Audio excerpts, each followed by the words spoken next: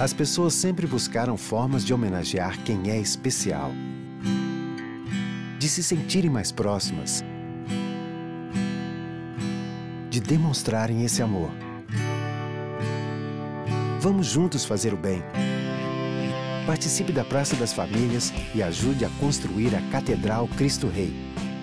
A sua família para sempre na Catedral de todos nós. Ligue ou acesse o nosso site. Feliz padroeira de um povo a lutar, a gente mineira te quer exaltar, não só lá na serra.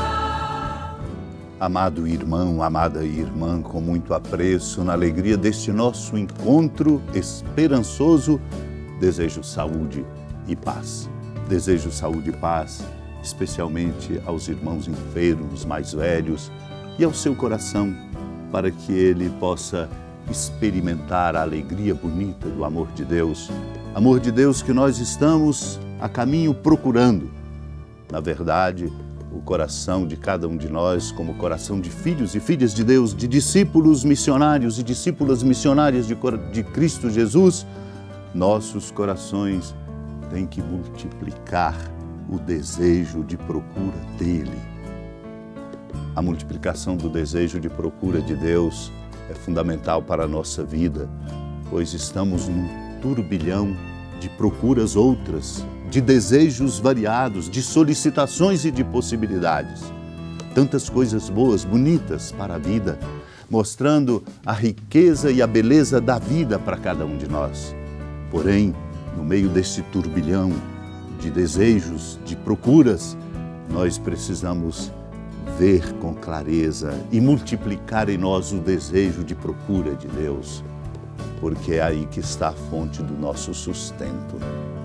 Assim, concluindo juntos hoje esta quarta semana do tempo da Quaresma, bem nos aproximando para a Páscoa do Senhor, que a palavra que hoje agora vamos ouvir, nessa disposição bonita que devemos ter de escuta para multiplicar o desejo de procurar Deus, que esta palavra nos ilumine e nos interpele. Naquele tempo, ao ouvirem as palavras de Jesus, algumas pessoas da multidão diziam: "Este é verdadeiramente o profeta." Outros diziam: "Ele é o Messias." Mas alguns objetavam: "Porventura o Messias virá da Galileia? Não diz a Escritura que o Messias será de descendência de Davi e virá de Belém, povoado de onde era Davi?" Assim, houve divisão no meio do povo por causa de Jesus. Alguns queriam prendê-lo, mas ninguém pôs as mãos nele. Então os guardas do templo voltaram para os sumos sacerdotes e os fariseus, e estes lhes perguntaram: "Por que não o trouxestes?" Os guardas responderam: "Ninguém jamais falou como este homem." Então os fariseus disseram-lhes: "Também vós vos deixastes enganar? Por acaso algum dos chefes ou dos fariseus acreditou nele? Mas esta gente que não conhece a lei é maldita." Nicodemos, porém, um dos fariseus, aquele que se tinha encontrado com Jesus anteriormente, disse: "Será que a nossa lei julga alguém antes de o ouvir e saber o que ele fez?" Eles responderam: "Também tu és galileu porventura? Vai estudar e verás que da Galileia não surge profeta." E cada um voltou para sua casa. Amado irmão, amada irmã, curioso é escutar que houve divisão no meio do povo por causa de Jesus. Uma divisão por causa de Jesus. Os guardas não o trouxeram preso, porém deram um testemunho diferente, porque foram tocados no fundo dos seus corações pela força amorosa e especial daquela presença. Disseram: "Ninguém jamais falou como este homem." Ninguém jamais falou como este homem. Esta gente que não conhece a lei é maldita. Por isso a importância bonita de Nicodemos, o fariseu que tinha se encontrado com Jesus, de maneira até covarde, mas se deixou iluminar por aquela presença, por este diálogo com Deus que muda o coração, alarga o horizonte e não deixa perder a direção certa. Por isso, de modo ponderado, diz: a lei não julga ninguém antes de ouvi-la e saber o que fez. Os seus contemporâneos, conterrâneos e companheiros perguntaram: também tu és galileu? Vai estudar e verás que da Galileia não surge profeta. Trata-se, pois, do preconceito. E Deus não faz acepção de pessoas. A fidelidade nossa na fé a Deus supõe o exercício bonito e importante de superar todo tipo de preconceito. E nós cultivamos muitos preconceitos no coração, por conveniência, em defesa de nós mesmos, como modo de diminuir os outros, como distanciamento desse comprometimento que nós todos devemos ter uns com os outros. E Deus rompe dentro do seu povo, do povo escolhido, que preconceito não é de Deus. Por isso Deus não faz acepção de pessoas. E aquele que vem de onde Deus quer. Porque Deus quer, porque todos são importantes diante de Deus. Nós somos profundamente desafiados a vencer todo o preconceito, pois o preconceito que nutrimos no coração impede-nos de avançar na direção da verdade e do bem, como estes conterrâneos de Jesus. É preciso raciocinar como Nicodemos, escutar o outro, viver esta experiência bonita do diálogo com Deus, um exercício que nos tira das nossas mesmices, um exercício que nos tira de um exercício inadequado, de um poder que não temos sobre ninguém, sobre os outros.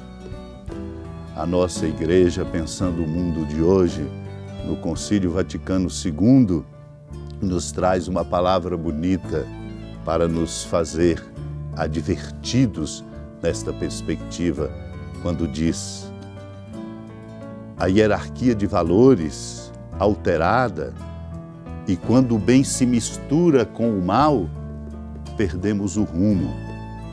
E aí cada um age pelos próprios interesses e não pelo bem comum e pelo bem dos outros.